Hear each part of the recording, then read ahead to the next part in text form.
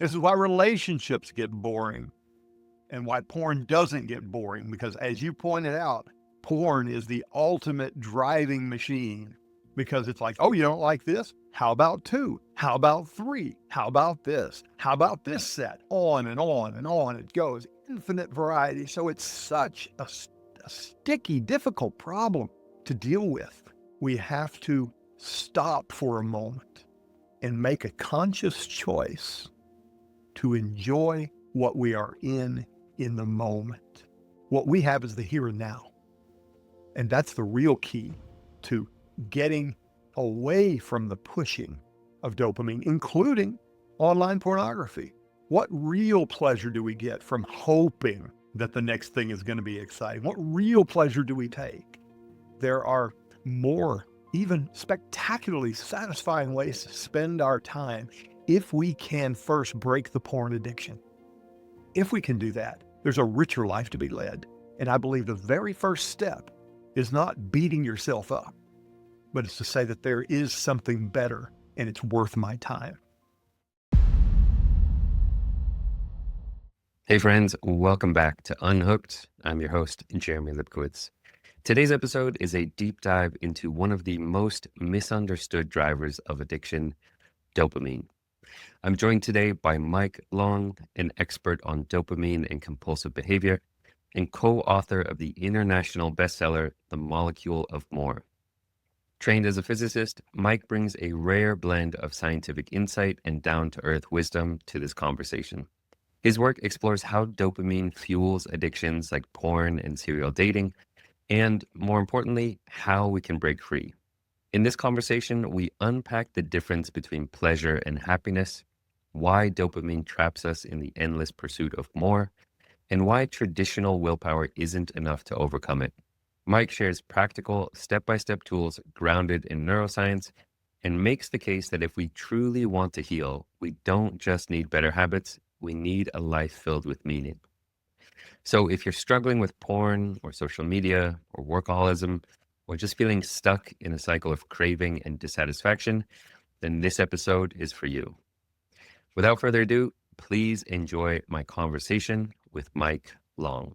All right, ladies and gentlemen, welcome back to another episode of the Unhooked podcast. I am your host, Jeremy Lipkowitz, joined today by a special guest and author, Mike Long. Mike, welcome to the show. Hey, it's good to be here. Thanks for having me.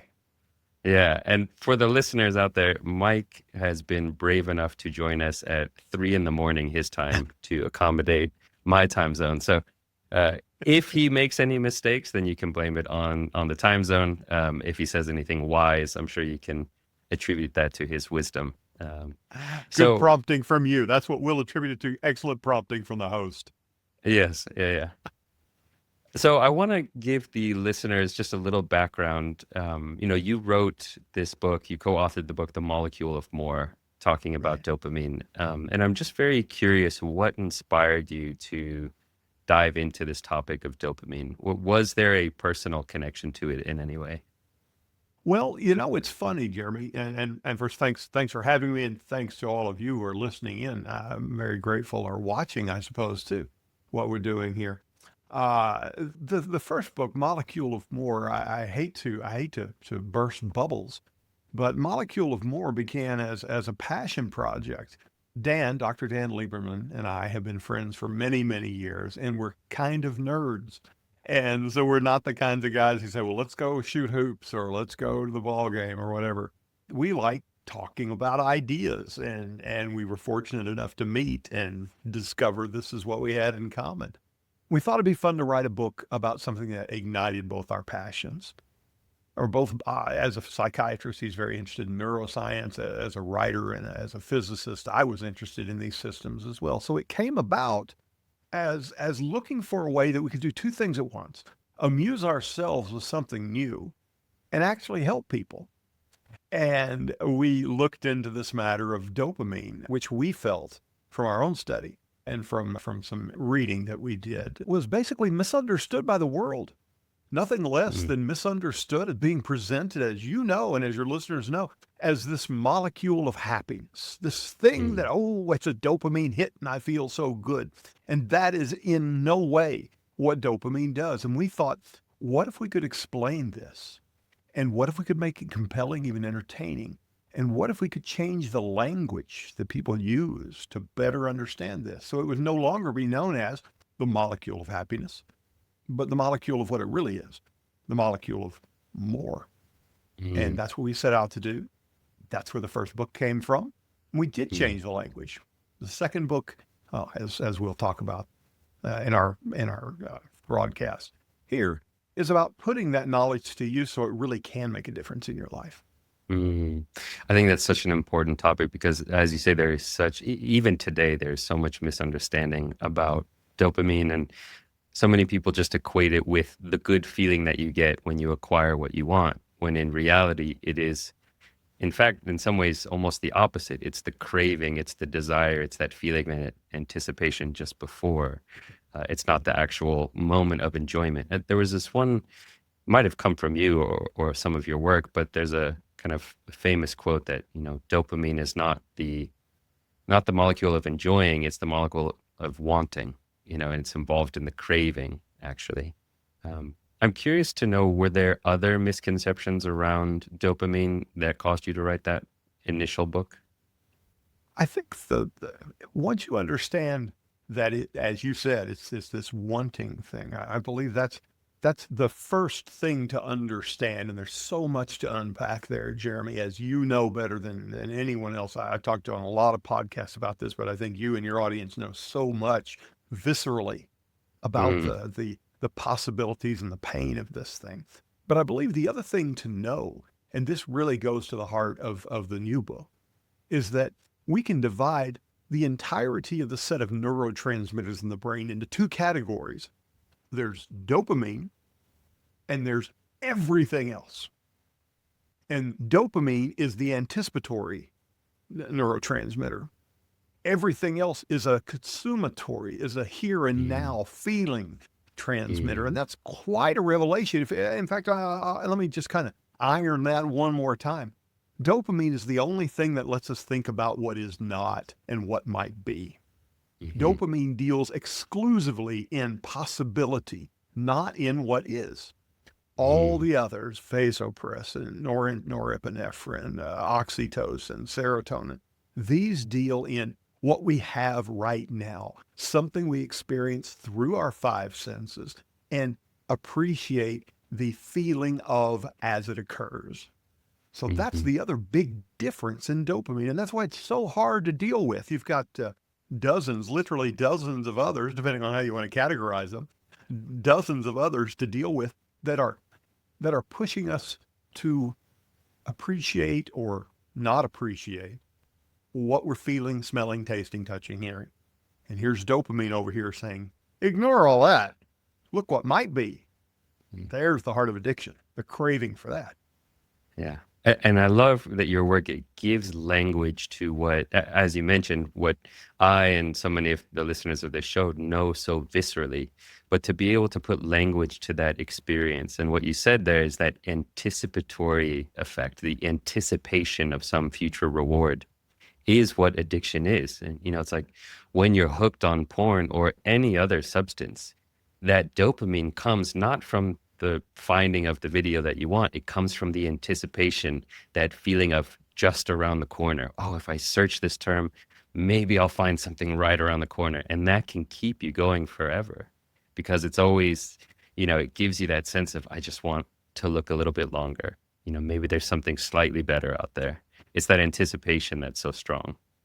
That's exactly right. It's the anticipation that's there. And we find that it's the craving that drives it. One of the keys to understanding the mechanism of addiction is realizing this bifurcated element of it. There's you're talking about old sayings in the addiction community. It takes more and more to feel less and less over Mm, time. Uh, and by itself, that should take care of addiction, but it doesn't. If it took more and more to get less and less pleasure, you'd eventually go, to hell with this. I'm not trying that hard anymore. And that's the down regulation that happens. It keeps us that keeps us having to go more and more effort to get less and less until we kill ourselves in some cases. But here's the other part, is that what the addiction process doesn't touch is the craving. That doesn't downregulate. The craving stays as hard as ever. And Mm, I find that so ironic and so informative at the same time. It's the craving that's the problem. And if you're listening to this and you've dealt with addiction, you think, well, of course it's craving that's the problem. But if you were to explain it to somebody and say, I don't even get any pleasure from this anymore, they'd say, well, why don't you stop? And that's a reasonable thing to say. If it doesn't feel good, why don't you stop? It's because you can't. yeah. That is so powerful and so insightful. And I wish everyone would just go back and replay that, because that gives so much insight into the life of the addict. It's that the pleasure from the substance or the behavior, it fades away, and you no longer actually get pleasure out of it. But there's this sense, this feeling of, I just can't stop because I just want it. I just crave it, even though it doesn't bring me pleasure. And hopefully, for all the listeners, I know a lot of times we get listeners of partners of porn addicts and people who are struggling with loved ones. And hopefully that can give you some compassion for someone who's struggling, to know that they don't want to do it, they don't get any enjoyment out of it, but there's this strong fire of craving. And that's really what dopamine is. Well, that's exactly right. And let me give one other thing, because I I feel so strongly that if you're hurting and you begin to feel hopeless, or you've already been to that point where you go, I'm hopeless, there is help for you. There is a better way.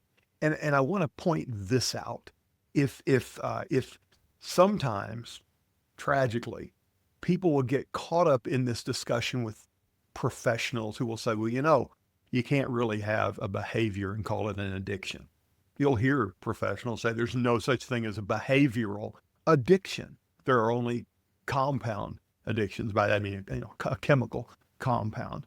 And the thing is, don't even engage that argument. It doesn't matter. The thing that I said about craving and pleasure, that's the truth of it. Now, if some specialist wants to or wants not to call that an addiction, let them.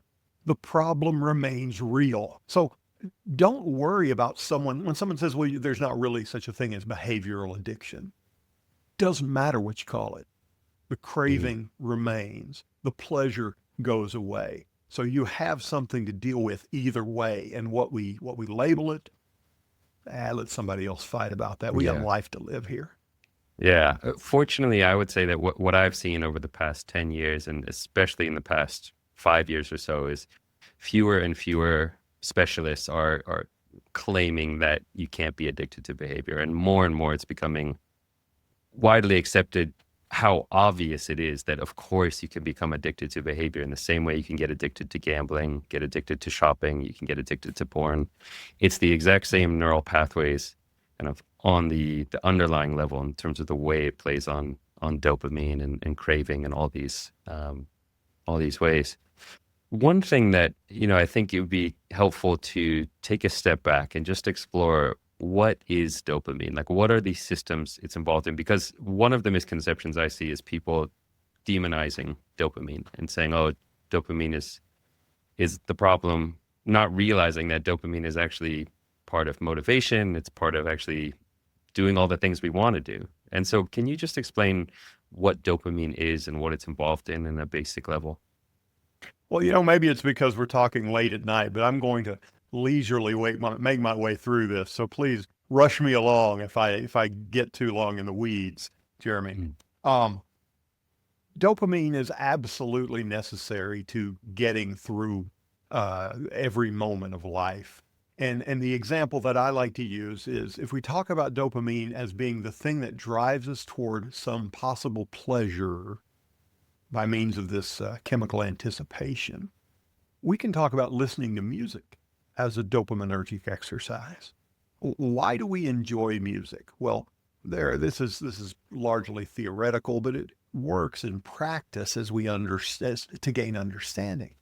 Um, there are notes that naturally follow one another in our brains, and we anticipate how good it's going to sound to reach that resolution. We know if we have play the one, the four, and the five in the scale, we we ache to go back to the tonic. We go, if you're a musical person, you know exactly what I'm talking about.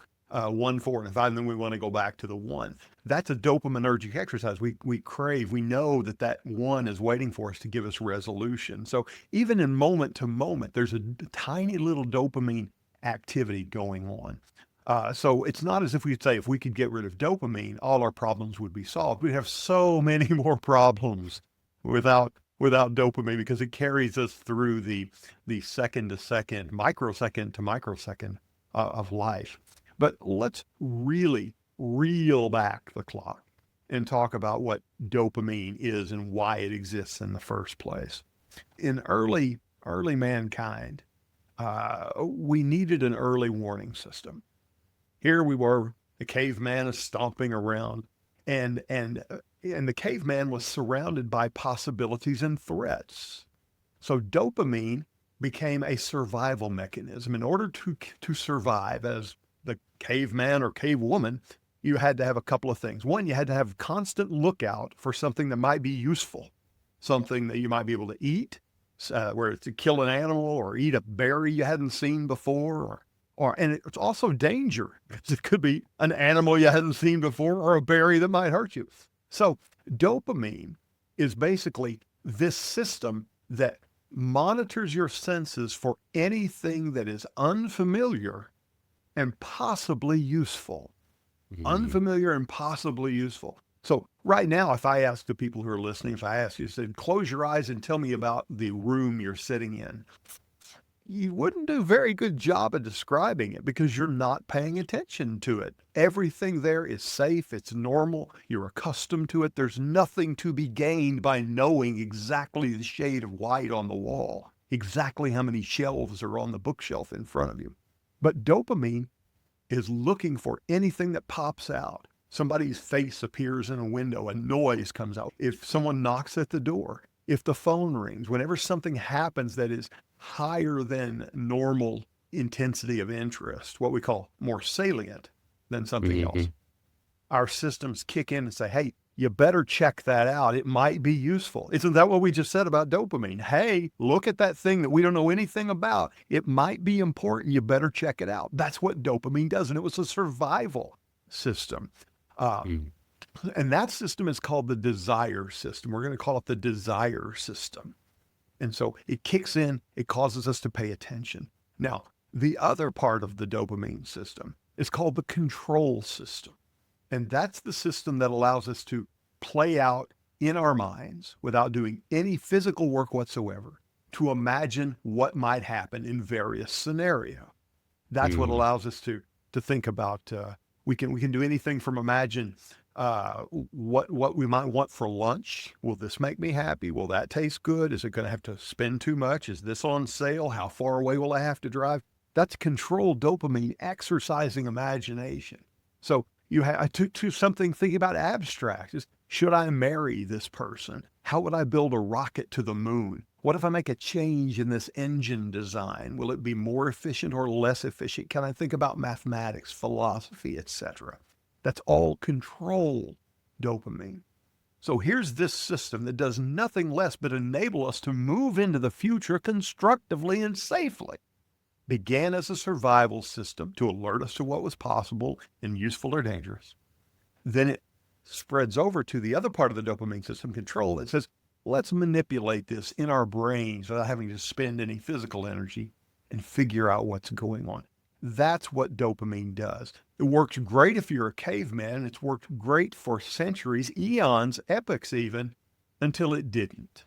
Because now we live in the modern age. I'm not just going to say the 21st century, but especially the 21st century, where we're surrounded by things all the time that leap out beyond the normal.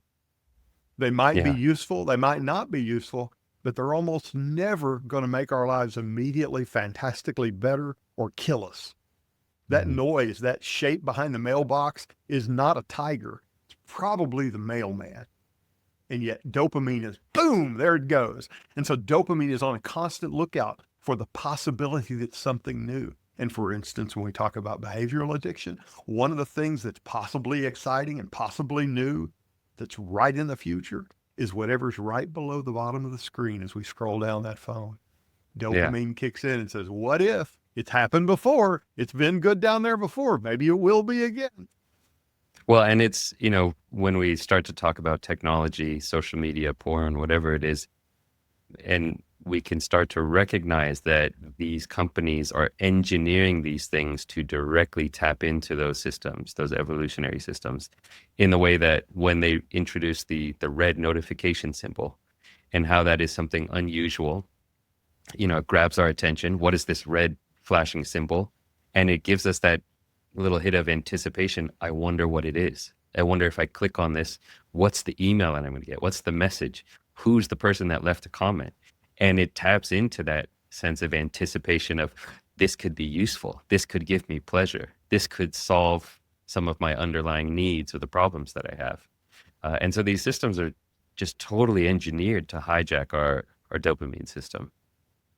Well, this reminds me of a point I've wanted to make so often, and this will be the first time I've gotten to make this with someone. I'm glad we're going to get to talk about it. Is for some of your listeners who are older, you may remember a time that on the backs of cars here in America, on the backs of cars, there was not a light in the center of the back window that came on when you tapped your brakes. There were only the brake lights below. 2 decades ago, maybe 25, maybe even 30 years ago, they added this third light that would come on. So now there were 3 lights in the back of the car, and that was to draw your attention. Oh, that's something new. That'll alert me to Mm. stop. It's not anything new anymore. It's nothing unusual. And so it doesn't have an effect. It doesn't matter anymore. It only lasted as long as it was abnormal. Now it's normal. Now it makes no difference. It's a perfect example of how chasing some dopaminergic promise Mm. leads you somewhere good for a while, and then it just becomes part of the wallpaper. Just Mhm. another thing that's not special at all. And there's a little bit of um I don't want to say comfort, but I'm going to say there's a little bit of truth to hang on to, useful truth, in that the thing that dopamine's telling you to chase is not going to be useful or interesting for long in most cases. Yeah. The to push back against that, one of the reasons that porn is so damaging is that there is infinite variety on there. And so it is Mhm. infinitely variable to the sense that it always feels like there's something just around the corner. Whereas I can imagine, brake lights or a bag of potato chips, at some point you get sick of the bag of potato chips. But with porn, there is this feeling of there will be something because there's an infinite amount on there. I mean, that you wouldn't be able to go through it all. And it's one of the reasons it's so damaging. Well, you're exactly right, and thank you for pointing that out, because I don't offer it as a way to say, oh well, eventually porn's going to get boring. I think we all Yeah. know it's not going to get boring. It's just going to take more to get the same stimulation. And Right. there is such a variety of human behavior. There is always, let's talk about it in plain language. There is always something new to be found. There's Yeah. always something new to be found. And then it's wrapped up in the power of the other neurotransmitters and to some extent cultural attraction. But the thing is, Hmm. we're no longer just talking about an addiction to a compound or a simple behavior. We're talking about an ever-changing dopamine target that is almost like something out of a science fiction movie, Jeremy, as you well know. If the last monster or the last delightful target that you chased is suddenly not as exciting, have no fear. There's a new one coming along. Right. This is And this is why where we see something. the escalation in porn addiction. People get into more and more extreme content. Yes, yes, and a good demonstration of how this does have some biological underpinnings that are different for men and women, as we see about 28% of men report PPU, problematic pornography unit. Where we see in some surveys, there are others, but in some surveys we see a number around only 3% for women. These things are caught up in who we are biologically. So Mhm. we're up against a lot of pushback from the universe itself, which doesn't mean it can't be accommodated and trained and tamed, but it Mm. does mean this is not simply a matter of, oh, the culture did this to me, or oh, my parents did this to me. No, Evolution did this to you in some extent. Right. And it's Yeah. our job to tame, the world, and that means to tame ourselves sometimes. Not just Yeah. with self-discipline, but with real planning. Yeah. Well, I want to get into that topic of how do we tame the dopamine system, especially since that's the topic of your most recent book. But before we do that, just one thing that I think would be very valuable for the listeners and for myself as well is, as you've mentioned, dopamine is it's just an inherent part of who we are, and we don't want to get rid of it. It's involved in all these beautiful processes as well.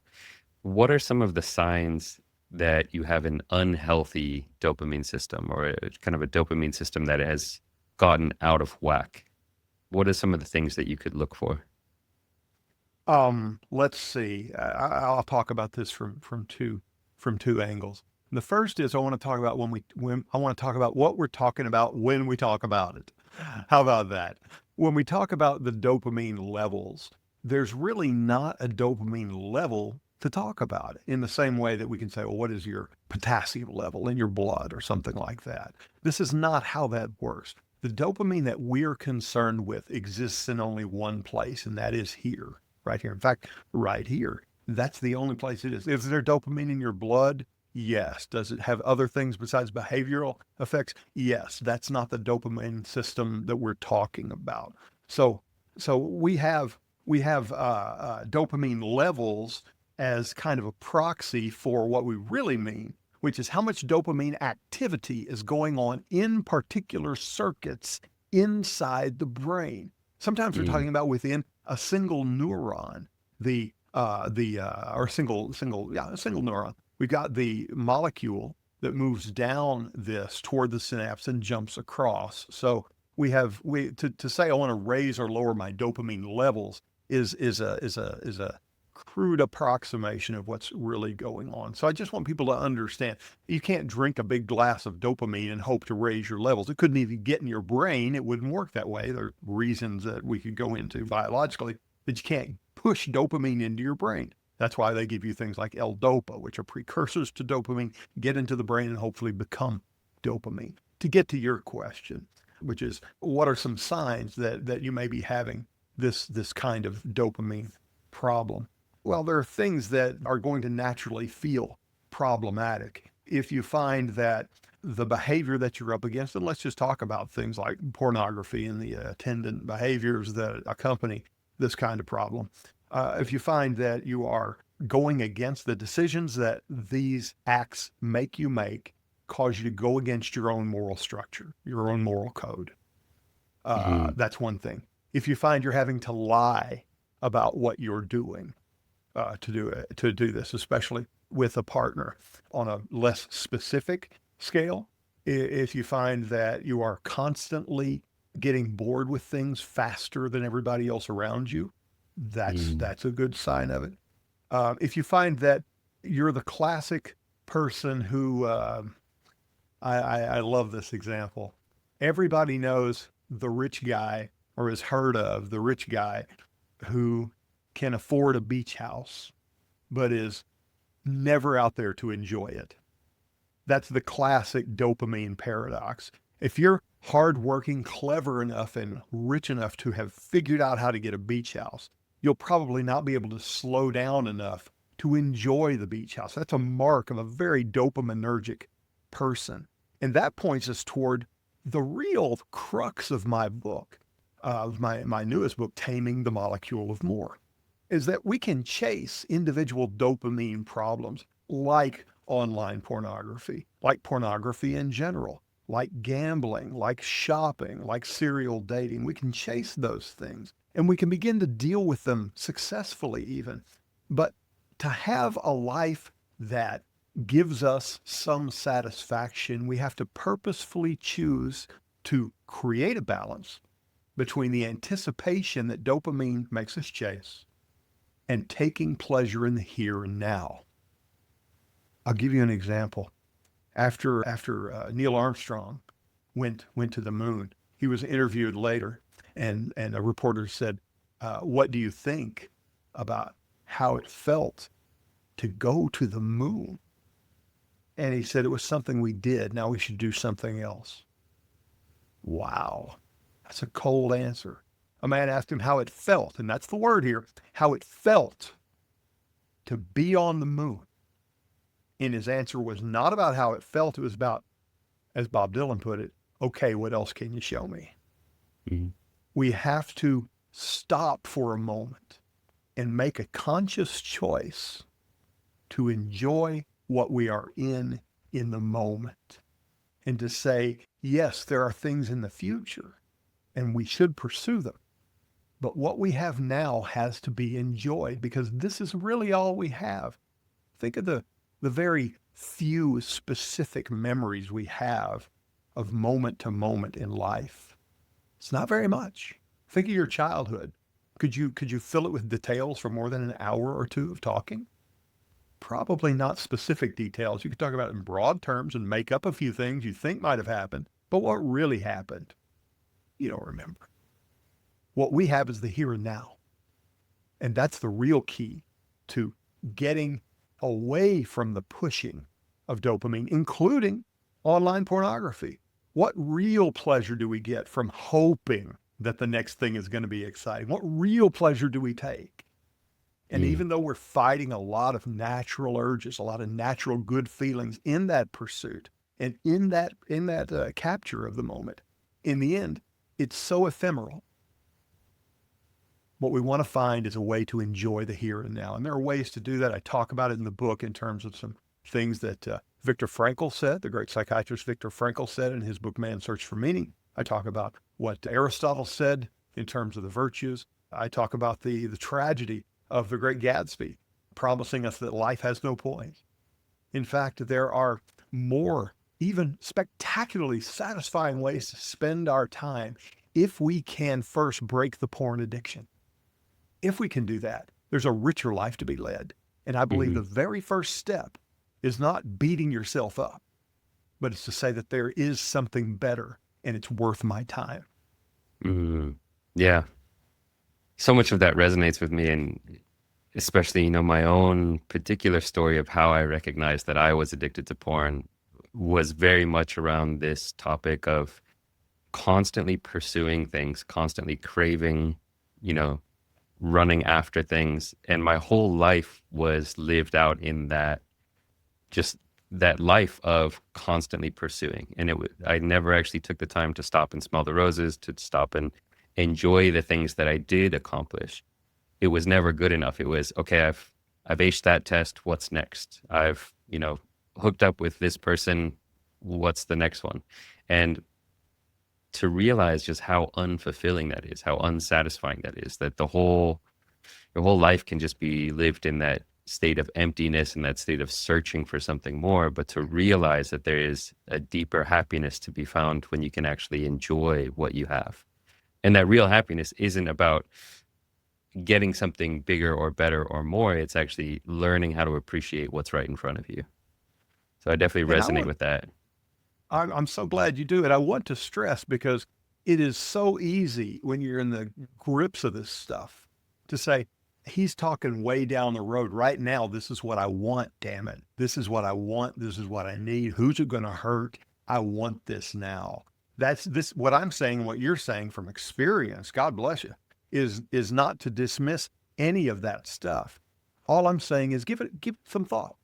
Hmm. And as much as, as much as I'm in the business of selling a book, if I don't sell another book, but I can help somebody with this, that's the real treat. And I'm Yeah. saying inside this book, it just says, hey, stop for a minute and ask, would you rather spend that time on something else? Of course you would. Of course you would. And if the answer is no, I wouldn't, then that's an answer in itself, because it Yeah. says, why are we're headed for a huge, overwhelming question, Jeremy, and that is, why the hell are we here? Hmm. And if we can recognize, maybe we can address that question and find some fullness and freedom in that. We'll have to begin by saying, what things can we do besides buck up and be strong? What can we do to get over the porn addiction? And the answer is not try a little harder. The answer is things like accountability partners. It's about identifying triggers. It's about the use of technology to cut ourselves off from these things. It's about openness with ourselves and with other people. It's about letting the chips fall where they may. It's about deciding that you're talking so casually about your history with this. I love what your show is about, because I can say what I'm going to say without having to hesitate. And this is a little difficult for some people to hear. But Howard Stern's sidekick, I can't think of her name now. Anyway, the great radio, the very popular Howard Stern, and she was sexually abused as a young woman, as a teenager, and she talks about it very openly on the show. And she says, "What do I have to be ashamed of? I didn't do this. He did. He did it to me. I'm not going to run and hide and protect him. He did it to me. I overcame it. I have something to brag about. And if you want to talk about it, we'll talk about it." I have an acquaintance, let's say, who spent many years cutting herself as a teenager. And now she goes out in public and the marks are all up and down her arms. And she says, people say, "Well, what is that?" She goes, "That's where I cut myself. You want to hear about it?" She's not ashamed. When we can own ourselves, that's not saying own our behavior and be ashamed and be sorry for it. No, it's like, this happened to me. Why should would you apologize for having cancer? My God, you're dealing with something that's messing with your life in a way you don't want it to mess with your life anymore. If that bothers somebody, that's their problem, not yours. Yeah. I think for me, what this is bringing up, and I'm very glad you're talking about these more kind of wholesome, holistic approaches to living a good life, is that especially in the last few years, this topic of dopamine has become very popular, and you're seeing all these things that are more kind of, well, not pharmaceutical approaches, but almost like mechanistic approaches to fixing your dopamine. It's, go take a cold shower and that'll fix your dopamine. Go do this and what you're talking about is, if you want to fix what's, kind of broken with your dopamine system, what's wrong with the dynamics of your dopamine, it's more about looking at the underlying life situation and how you're approaching life and what's out of alignment. Do you have a sense of meaning? Do you have a purpose? Are you aligned with your values? That, Yes. I think for a lot of people, they miss the point and say, well, I got to fix my dopamine. Let me take a pill or, do something that's going to shock my system. What you're saying is fix your life, and the dopamine naturally starts to equilibrate a little bit better. Is that correct in saying? That's close. I'll say that is not just an acceptable, but that's a workable answer. I'll say this. I'll say the first thing to do is to get you to stop hurting. And so I think actually the first thing to do is, what can we do to get you out of this dopamine loop? What can we do to stop your pain, your embarrassment, your discomfort? And once we begin to apply those brakes, then we really need to apply the question you just talked about. So they're really simultaneously. I would hate to tell. So it's like, I don't think we say, and this is not what you're saying, but for the purposes of discussion, we don't want to say to somebody with a broken leg, well, we need to start some good therapy so that muscle gets stronger again. No, first thing you got to do is let that leg heal, let that bone heal. And so when we're dealing with somebody who's dealing with online porn or whatever the addiction is, or the addictive behavior, addiction-like behavior, we'll say, the first thing we want to do is help them stop hurting. Yeah. And once they've done that, then we say, you know what, to make this stick, you're going to need some meaning in your life. I think that's why we see a lot of people in the addiction community gravitate to religion, especially to Christianity. I'm a Christian, but I'm not a very good one. Really good one, but I try. But it's there's a hole in the human soul that has to be filled by some kind of something. And it's going to be a meaning of some kind. And is it going to be a pursuit of truth, justice, grace, kindness, forgiveness? What is it going to be? But if we can get people to the point where they say, you know what, I need to stop hurting, then they can stop and think about later what that meaning will be to fill it. You can't get rid of dopamine and not fill that gap with something else. And I propose that we fill the dopamine gap with here and now experiences that ultimately contribute to life meaning. Yeah. One of the kind of analogies that I like to use is if you have a plant that's not growing, and part of the reason it's not growing is it's in poor soil, it's not getting enough sunlight, and you're pouring poison on it. If you want to get the plant to grow, first you have to stop pouring poison on it. Then once you stop pouring the poison on it, then you move it to some healthy soil and give it sunlight and water. But, if you just keep pouring poison, it doesn't matter if you put it in healthy soil, you do have to give it time to recover from that poison. Yeah. Not to say that these things are poison, but just that kind of like, if you keep staying stuck in that dopaminergic activity, it's going to be very hard to recover. Yeah, that's right. Dopamine promises us that the next thing that we go chasing after, on the basis of no evidence whatsoever, dopamine promises that the next thing is going to make us happy. Not that it's going Mm, to just make us happy for a little while, but it's going to be the best, possibly the best thing ever. That's a yeah. lie. I compare dopamine to the guy standing out front of a comedy club down in the Village in Manhattan. And he's standing out there and he's going, "Hey, we got comics in the show here. We got comedians. These are the guys you see on late night TV. Come on in. It's going to be the best show you ever saw. Come on in, see the show." The guy standing out front has not even, he doesn't even know who's on the show. He's never seen their act. He's just promising you it's going to be good. And once he got you inside, it's not his problem anymore. That is dopamine. Mm-hmm. Dopamine saying, "Hey, this next thing you're chasing, it's going to be the best ever. And when you get it, oh, you're going to be so happy." And once you succumb, once you go get that thing, dopamine shuts off like a faucet. It's done. You want to feel this for real? Even if you're familiar with the addiction feeling, think about when you go to make a big purchase. Okay, make a big purchase in a store, like, and you're getting that new I don't know, that new iPhone. You got the new iPhone here. So you're going there, you're carrying it up to the register. Stop for a moment at the register and think how good it feels at that moment. Oh boy, when I get this, I'm going to have the new iPhone. It's going to do everything.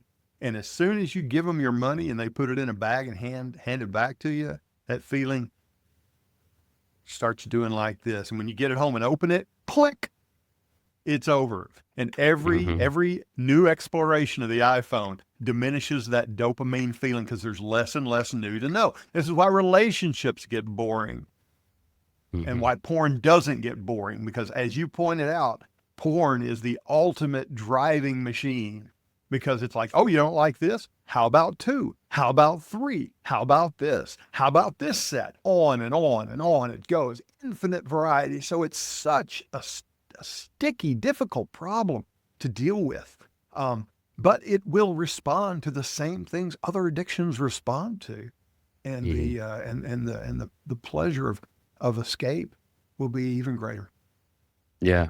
And it's got some unique characteristics. There are these things that are called the 3 A's of porn addiction. It's what makes porn so highly addictive. It's that the 3 A's are the accessibility. So it's highly accessible. You can grab it out of your pocket whenever you want to. It's affordable. So it's free. The more affordable a drug is, the more addictive it's going to be. If a drug is $10,000 a hit, it's not going to be very addictive. But if it's free, there's no barrier to it. And then it's also anonymous. And so you can do it without anybody knowing. You can hide it very well. And because of these 3 A's of porn addiction, it's such a sticky substance. Like you say, on top of the fact that there's that infinite variety. I mean, if you wanted to, it can never be stale because you can always find something more extreme or different. Um, If yeah, go for it. if I may, in my book, I talk about the first and second great decouplings, and it's in the chapter about sex, or about, I'm sorry, about pornography.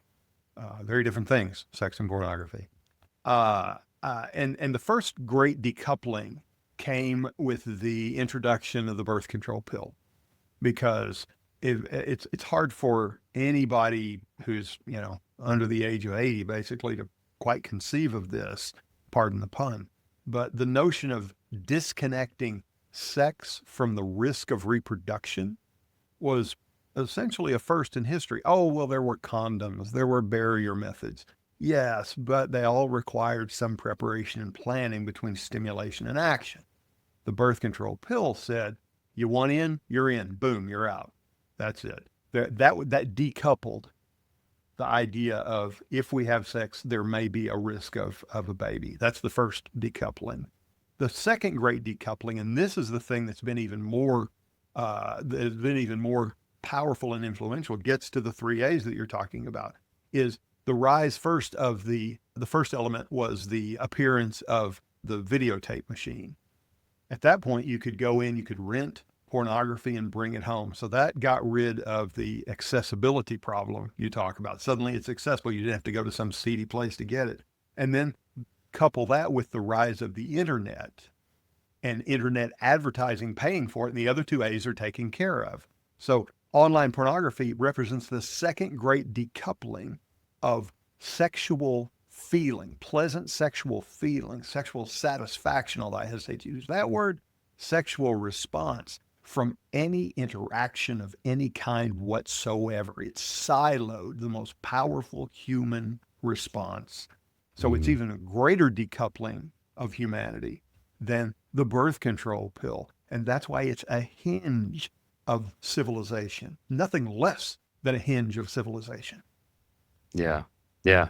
It is a very powerful, I mean, and that's one of the things I like to talk about with the guys in my community is really just understanding that sexuality is a beautiful aspect of human nature, but it's a very powerful one. And it's something that you need to learn how to be in a healthy balance with because it can get hijacked by these multi-billion-dollar industries. You know, the porn industry, it can really hijack these systems and take advantage of something that is naturally very beautiful, or human sexuality. It's a strong drive. I like that you brought up this concept of when you said sexual satisfaction and you almost paused at satisfaction because in many ways it's unsatisfying. Like it's Sure. sexual pleasure. It's that it feels good. And I think that's, you know, speaking of the word decoupling, but in a different context, to decouple the concept of pleasure and satisfaction or pleasure and real happiness. And that was a big insight for me, was realizing that pleasure is not the same as happiness. I had thought that if I just had more pleasure, if I had more sexual stimulation, more partners, more validation, more success, then I would be happy. But then realizing that it just didn't work and that happiness was really about so many other things that we don't get taught about and that don't get promoted in our society. You know, or like sex sells, but contentment and inner peace and compassion and being of service don't sell. You don't see any companies like selling that, you know, because it just doesn't hook us the same way. Well, I like to remind people that the reason the sex drive is so powerful is because it's a survival thing. It's a survival of the species. And think about who. Let's see. This is an interesting point that was made to me by my friend Dan Lieberman. I co-wrote. You can see it there. That book, The Molecule, more the Mm, first as opposed to the second over here. As he said, not only is it a survival mechanism, but the people who succeed at it, the ones who breed and create the next generation, are the ones who are the best at it. The ones who are really good at getting partners. And so here we are, generation after generation. We're the kings. We're the queens. We're the best at it already. All the ones who weren't very good at it died off.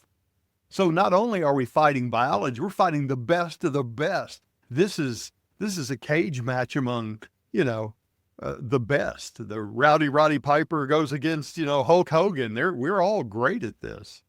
So yeah. Yeah. I mean, there's a strong natural selection to increase that kind of libido, that lust, that desire mhm. within the species. You know, sexual You said, selection. It's really yes, powerful. yes. Yeah. You said something else about happiness, and I think this is a useful thing to know because you're right. There is a difference between happiness and pleasure. And I always like to cite the Declaration of Independence, which says the pursuit of happiness, mentions the pursuit of happiness. And the way it is often Mhm. taught and the way we often think about it is, hey, there's this crazy shout out to having fun in the founding documents. That's not what they meant. The men who wrote these were highly educated individuals. And when they spoke of the pursuit of happiness, the word happiness they borrowed from John Locke, Locke. And when John Locke talked about happiness, he did not mean, hey, let's go have a picnic. Locke, as a philosopher, referred to happiness as service, satisfaction, and meaning. The Mm. pursuit of service, satisfaction, and meaning. Now, I don't mean to damn the notion of a picnic or a roller coaster, but I'm saying that they were getting at something bigger. And that's what we need to think about when we talk about happiness. Do we want to be happy? Well, let's think about what we mean. We need to have meaning in our lives in order to make any of this stuff stick. I'll Hmm. tell you, and this isn't happy news, but I'll say it. If your goal is just to get through the porn addiction and then to go to something else, it's not going to stick. Mm. Unless you find a meaning in your life to replace that with, it will eventually creep back. And it may not be the porn, it may be something else. But the idea is that we have to fill our moments where we enjoy ourselves with real pleasure as opposed to happiness in the Lockean sense. If we don't replace it, something will flood in there. And fortunately, we can say, what is it that will make us Lockean happy? And it turns out most of those things involve looking without and not within. Hmm. What can I do that I'm good at, that I enjoy doing, that makes a difference for other people? I'm not talking about social justice. That may be it for you, but I'm talking about, or for anybody who's listening, I'm talking about if you're going to be the lunch lady, if you're good at working in the kitchen, you like kids, then the third one's taken care of. You're actually making a difference in people's lives. Who do you want to put the mashed potatoes on the tray? The grumpy lunch lady or the happy lunch lady? That's meaning enough in life right there to be the good Hmm. lunch lady, to be I think I'm a pretty good writer. I think I have meaning in my life because of what I do. Am I changing the world? No, but I'm making myself and a few other people a little happier in the larger sense and a little better off. That's Yeah. enough. That's I think enough that's meaning. important that, for especially for a lot of the listeners on this show, I'm not a religious person and a lot of the listeners of this show aren't either. And there is this misconception that when people talk about living a life of meaning or purpose, it means you have to join some religion or believe in some creator. And that's just not true. It can, as you say, be as simple as doing things, with love. Like whatever it is you're going to do, can you do it with love? Can you do it with kindness? Can you be a good person? Can you live with integrity? And that can be enough to live a life of Yes. meaning. And I'm gonna push back a little bit on this idea of love. First, I know I haven't gotten on here and said, you need Jesus, that's what you need to do. I've never said that. I've said, for me, I'm a Christian. I'm not very good at it. I mean, I'm really, can I say shitty? I'm shitty at being a Christian. I wish I were better at it. But what I'm telling you, whatever works for you, that thing has to be not merely the concept of love, because the word is too amorphous, in my opinion. Mm. When we say love, what do we mean? I mean, there is a real bone deep satisfaction in giving something of yourself to make life better for another person, not for the Mm. showiness of it or the performative aspect of it, but well, let me. It's going to sound like a boast. I hope it. I don't mean it to be, but it's going to sound that way, and I can't help it. I teach at Georgetown University. At the beginning, in fact, last night was the first night of the summer semester, and in the first 10 minutes, I say, "Here's my cell phone number." And I write it on the board, and I say, "If you have a problem and you need to talk about it, and you don't want to call the university system, you call me. This phone sits by me by my bed at night. If you call me at 3 a.m., I'll pick up and I'll talk to you. If you have a problem in here tonight, we'll call off the whole damn class and you and I will go get the help you need. Nothing is more important than you getting the relief you need if you're hurting." That's the Mm. way I've chosen to try to give back. And it's happened. People do. It's not like I have to make an empty promise. People will call that number and they'll call. And I didn't say it to be showing. I say it because that's what I want to do with my life. It gives me a feeling of meaning that's better than a moment of chasing some quick hit of pleasure. Hmm. That brings me true happiness. Am I joyful all the time? No, but I have meaning all the time, most of the time, even Hmm. when I'm sad. And I think that's the nut of the defeat of the dopamine treadmill and the dopamine drip. Mm, well said. Beautifully said. I guess to kind of cap things off, because we're getting towards the end, if somebody is listening to this and they're saying, well, I'm really just stuck on dopamine, on porn, video games, all of it, what would you say is the first step? What would you advise? Can I have two? Yeah, of course. Okay. First is call somebody who is sympathetic. If you're not up to calling a therapist, call a friend and say, "Look, I'm about to tell you something that's going to make both of us uncomfortable, but I need you to be my friend and just listen. You don't have to approve, you don't have to respond, but I need to tell somebody." That's the first thing. Mm, Chances are they're going to say, "Well, let's get you some help." That's the first thing. The second thing for the vast majority of people who say, I don't want to talk about this to anybody, just want to get some help, is I want to talk about something called the observing self. And let's talk about a psychological process. This is very quick. There is stimulation and there's reaction. So let's say I'm driving down the highway like I was tonight, and it starts raining really hard. And my first reaction is, oh, I better jam on the brakes and slow down. Well, if you stretch that out, you realize that's not exactly what happened. What happened was the rain started, and then I made a snap decision, and then I acted on it. That space in between there, where there's a snap decision, that doesn't have to be a snap decision. That can be a moment to think about, what am I going to do? And in that moment, you engage what we'll call the observing self. You go, oh my, it started raining. What shall I do? Shall I pull over? Shall I jam on the brakes? Shall I close my eyes? Shall I turn on the wipers? What shall I do? You have a choice every time stimulation appears as to how you will respond. And you can take possession of that time and act as the observing self. Now, maybe you'll still make the same poor decision, but at least you'll know you're making the same poor decision. And that's the beginning of progress. mhm. Say, yeah, I'm going to go ahead and do this thing with the pornography, and that's what I'm going to do. Well, now you're aware. Now you're aware. And the next time you can think about it again. What do I choose to do? Last time it didn't make me happy. Maybe I'll try something else. And that's where the book comes in. It says, here are some things to do to prepare for the moment, to have ready in the moment, to do in the moment, to do after the moment. There are things we can do besides be disciplined. And that's the observing self. Mm. Yeah, it reminds me of that famous quote that's attributed to Viktor Frankl, although it's actually Stephen Covey, but that quote, between stimulus and response. Have you heard that Yes, quote? Yeah. yes, So for yes, those who haven't heard it, it's between stimulus and response, there's a space. And in that yes, space is your power to choose your response. And in your response lies your growth and your freedom. And that's yes, exactly, I mean, it's so much of addiction. And this dopamine trap is really hooked on, you're on this autopilot. It's this compulsive, there's very little space between that stimulus and the reaction. But if you can gain access to that space, as you say, then you can fire up the observing self and ask yourself, what is actually going to make me happy? What is going to bring me a sense of meaning and fulfillment? And it's so important to be able to access that space.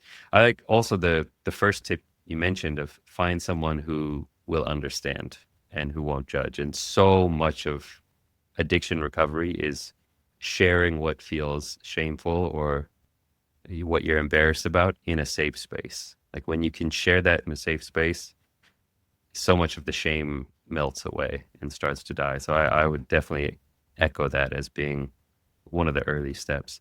I think one of the other things that you mentioned that really resonated with me is just asking that question, what is going to make me happy? Like that is such an important question that so few of us actually do. We just assume that, oh, what society tells me is going to make me happy will make me happy. Buying the fancy car, getting more money, getting the attractive girl. But actually to pause and ask that question, has this worked? Will this actually, in my experience, has getting these things made me any happier? And if no, then okay, well, what has made me happy? And as you say, it's like, oh, being of service, helping and supporting others. There's so many things. I think so many people would benefit from asking themselves that question. What will actually yeah. bring me happiness? And that brings me to something else, if you don't mind, if I add one other Yeah, thing. yeah. Um, when when I talk to my students, one of the first things when we talk about things like persuasion, for instance, I teach a lot of writing classes and how to think and how to communicate. And I say, because I'm pretty honest with them too, and I say, very few of you have any real opinions. You think you do, but you don't. You've adopted opinions. You've adopted the opinion of somebody that you think knows, but you haven't figured much out from first principles. And there's a whole lot in our own lives, like you just said, what would really make me happy? You say, oh, well, I'm sure a life of service will make me happy. Well, you don't know that. Somebody told you that and it sounded good. Why the hell would a life of service make you happy? I think it will, but that's for you to figure out. Why should that make you happy? Don't adopt opinions anymore. Figure them out. And if you don't know, one of the most shocking things that I ever heard from my son, it was 10 years old, and we were talking about whatever was on the news that night, driving around in the car. And I said, well, what do you think about topic A? And this 10-year-old boy turned to me and he said, Daddy, I don't know. I haven't thought about it enough. I was shocked. I was proud and shocked. And that's what I think can make our lives so much better is somebody says, well, what do you think about that? I go, I don't have a clue, Jeremy. I don't know. I hadn't thought about it. I could just mouth what I heard somebody say on television, but I'm not going to do that. No, I don't know. Own your life. Damn it. Take possession of this thing. Yeah. It's making me think of one of the things that's very important in the recovery group that I run is just the foundation of a mindfulness practice, having some form of self-awareness practice. And the reason for that is what you're talking about, which is being able to tune into your own experience and see for yourself the effect that different habits and behaviors have. Like, oh, okay, if I'm being really mindful and self-aware and tuning into my experience when I'm watching porn, is it actually something that brings me happiness or joy or fulfills me? Because if you're not paying attention, you won't know. You'll just follow that dopamine trail and the craving. But if you're really paying attention, you can start to see like, oh, this actually doesn't make me feel good. Right. And if you're paying attention and doing something, you can start to notice what actually does work for you, which might be being of service or being a painter and being a creative, whatever it is. But you have to figure that out for yourself, as you say. Yes. Yeah. Try, fail, try, fail, try, fail. You're going to fail. All right. You're doing better than you were. That was a pretty good outcome. Yeah. Because you're aware, at least. Yeah. Well, final question for you. Do you have any last words for the listeners? Anything that we didn't touch on today that you'd like to leave with the listeners? Yeah. You don't have to hurt. A little bit of effort every day, a little bit of effort that's purposeful and planned will make a difference in your life in every area. If porn is your problem, that's why you're listening to this. A little bit of purposeful effort. Put it on your calendar. Spend 5 minutes today thinking about how I might do something about this, what I might do better. And at the end of 7 days, you spent 35 minutes thinking about it. And the end of a month, you spent 2 hours thinking about it. That's more than you were doing before. Little bits add up. If you're hurting and you want to change, start small. Any improvement is better. I've studied French every day for 9 years, Jeremy. I don't speak it very well. I don't understand it very well, but I know more than you do. And it's pretty good feeling. It's a pretty good feeling, and everything in your life can be surmounted. Make your life better by approaching it a bit at a time. Great words. All right. Well, it's been a joy having you on the podcast, Michael. Thanks for coming on, and thank you for staying up so late to do this episode. Time for bed. Yeah, let's let you get off to bed then. So that's it for today, folks. Thanks for tuning in to another episode of Unhooked. We will catch you all on the next episode.